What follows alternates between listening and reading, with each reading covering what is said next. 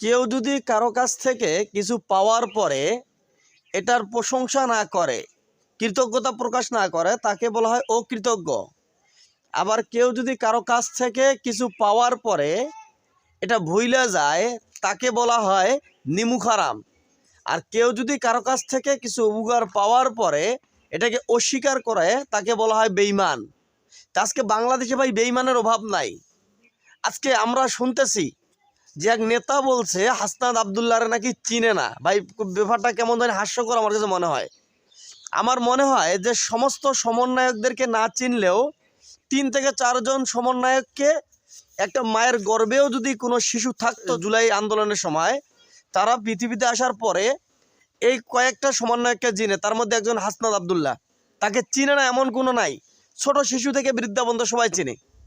কিন্তু আজকে দেখা যায় অসংখ্য বেঈমান বাংলাদেশে জন্ম নিয়ে এখন তাদেরকে চিনে না। ভাই আজকে যাদের কারণে আপনারা কথা বলতে পারছেন বড় বড়, তাদেরকে আপনারা চিনেন না, এই কথাটা বলতে লজ্জা লাগে না? আমি তো বুঝি না কিভাবে এসব কথা মুখ থেকে বের হয়, আর এত বড় বেঈমান মানুষ কিভাবে হয়। আল্লাহ আমাদের সবাইকে বোঝার তৌফিক দান করুক, আমিন।